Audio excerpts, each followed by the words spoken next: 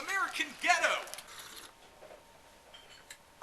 Hi everyone, Anthony Fantano, the internet's busiest music nerd here, doing an album review, Portugal the Man's American Ghetto. These guys are from Alaska, and they're one of the most prolific and ambitious bands that I know. They've been coming out with one LP a year since 2006, and they have a handful of EPs too. And each album of theirs takes a different stylistic approach from the next, and even though I may not enjoy every single move and every step that the band makes, it is cool to sort of see them putting on a different change of clothes every year. Their earlier LPs have a really strong post-hardcore influence on them, which earned them quite a bit of comparisons to Minus the Bear, well-earned comparisons.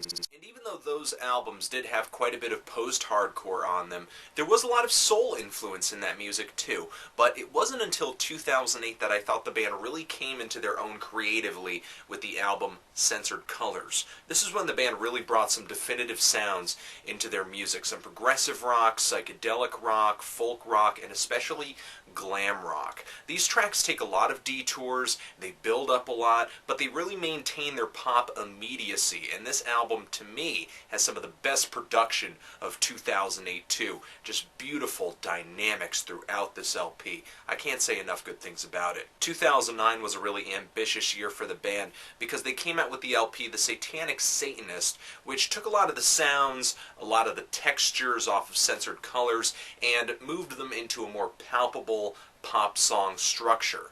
And to sort of throw more into that mix, they also came out with the Majestic Majesty, which was an LP of acoustic reworks of songs on the Satanic Satanist. And I don't mean these are just acoustic covers, I mean these are full reproduced acoustic versions with all acoustic instrumentation.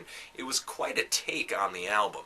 And though I didn't like the less adventurous, more condensed approach that Portugal the Man took this time around, I had to respect that ambition to come out with two LPs, an electric and an acoustic one. Now, Portugal the Man has released this new album, American Ghetto, and sad news for me, they've taken that condensed, more straightforward pop song approach even further, and to me feels like they're taking every chance they can to just make their music more catchy. Portugal the Man really takes a lot of sounds from the mainstream, some rock riffs, some hip-hop beats, some choppy production that really doesn't offer a lot of subtlety, and the band doesn't so much take these sounds and make them their own as much as they conform to them. It's like the consensus on this LP was to make the music easier to swallow, but I'm perfectly capable of chewing my own food.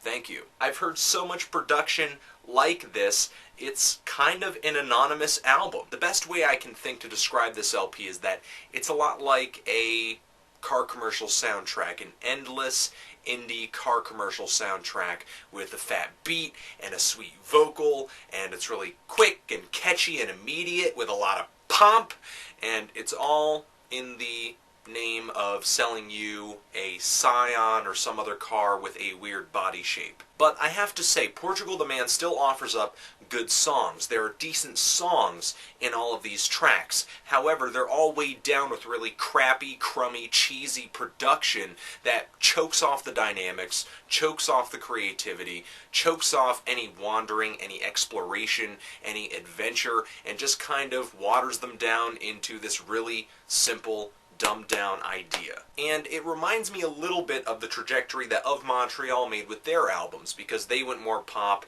they went more electro, their music became more modern over time, but they had this really driving quirkiness to them that always made their music really definitive. I feel like Portugal the Man lacks that kind of characteristic, and with American Ghetto, I just see them getting less and less original. I have to give it to Portugal the Man for consistently trying things outside of their comfort zone and trying to explore ideas that are different to them at least, but still, I'm not feeling much more than a strong 3 on this album. I really expected better. I really expected an LP that would be a little bit more of a grower this time around, or something with just a little bit more character and dynamics and contrast, but I just found a lot of these tracks to sound the same because of that just overbearing, in-your-face production that this thing has. But if you heard it, what did you guys think? Did you hear the single off of it? Did you like it? Did you hate it?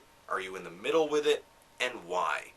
Anthony Fantano, Portugal the Man, American Ghetto, forever.